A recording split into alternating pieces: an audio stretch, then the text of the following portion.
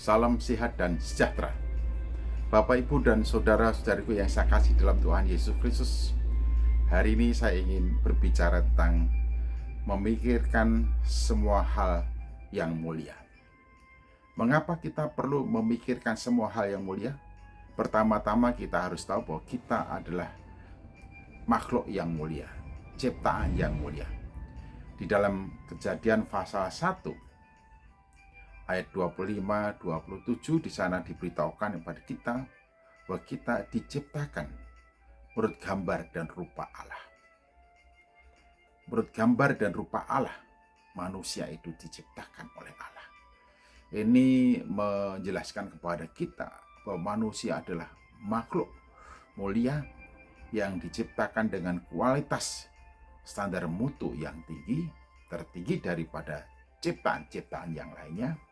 Dan mengapa Allah menciptakan manusia bergambar dan rupanya?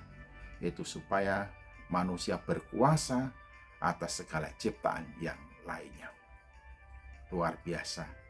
Oleh karena itu, kita sebagai pribadi yang mulia sudah sepantasnya selalu memikirkan semua hal yang mulia. Setelah manusia jatuh dalam dosa, dan dikatakan bahwa tidak ada seorang pun yang tidak berdosa, karena semua orang telah berbuat dosa. Namun Allah yang menciptakan kita bergambar dan rupanya adalah Allah yang Maha Kasih. Oleh karena kasih-Nya, Ia telah menganugerahkan kepada kita Yesus Kristus, Juru Selamat, yaitu supaya setiap orang yang percaya kepadanya dibenarkannya. Supaya setiap orang yang percaya dibenarkannya, kemudian dimuliakannya. Jadi misi Allah melalui Yesus Kristus bagi manusia adalah supaya setiap manusia yang diciptakannya bersandar standar mutu tinggi itu diangkatnya, dibenarkannya, dan dimuliakannya. Sebagai orang yang percaya kepada Yesus Kristus, Bapak, Ibu, dan saudara-saudariku, kita telah dipanggilnya, dipilihnya, dibenarkannya, dimuliakannya.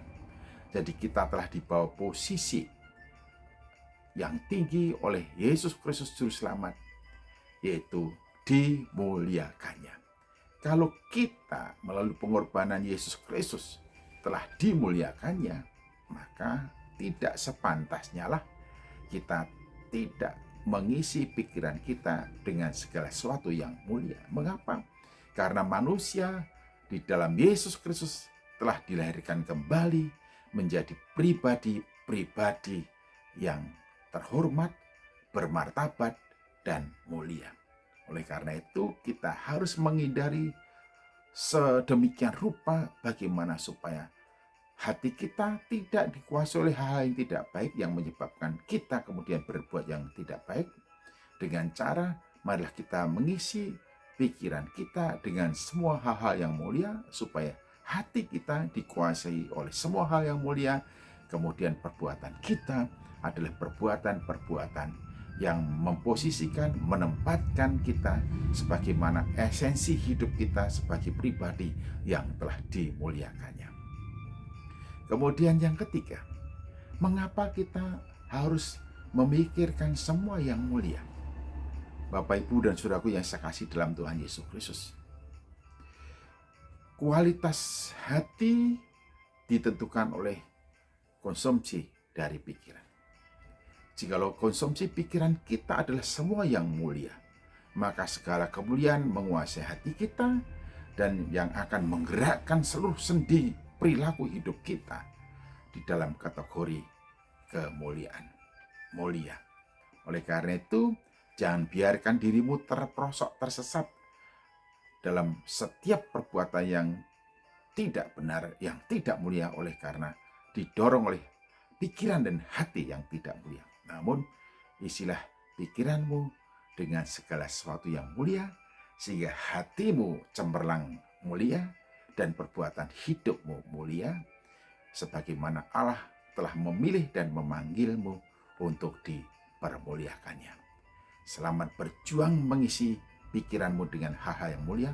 Tuhan memberkati. Amin.